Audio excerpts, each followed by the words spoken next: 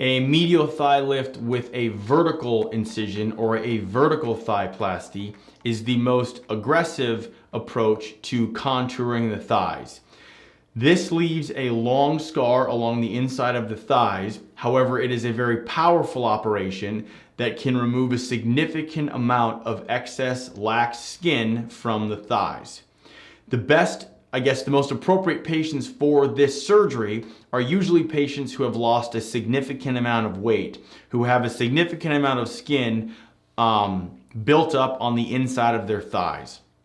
When you have a significant amount of horizontal redundancy or circumferential redundancy of the thighs, the only way to treat that is with a vertical thighplasty, which will pinch out all of that extra skin and leave a scar along the inside of the thigh going down towards the knee.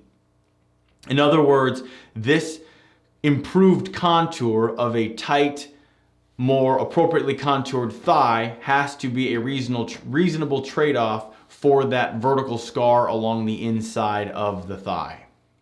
The other type of thigh lift technique is the horizontal only or groin crease thighplasty, and I discussed that in a different video. That technique does not address the horizontal or circumferential excess of the thigh. That technique only addresses the proximal vertical excess of the medial thighs. So if you have a lot of lax skin all the way around your thighs, then you would need the vertical thighplasty, which pinches out that extra skin along the inside or medial aspect of your thighs and leaves a scar in that location.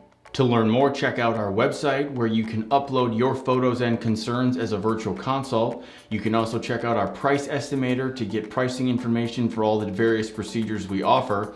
And finally, if you'd like to have your questions answered on a future podcast or Q&A video session like this, please leave a message on our SpeakPipe. You can go to our blog page and our SpeakPipe is located there. Thanks for listening.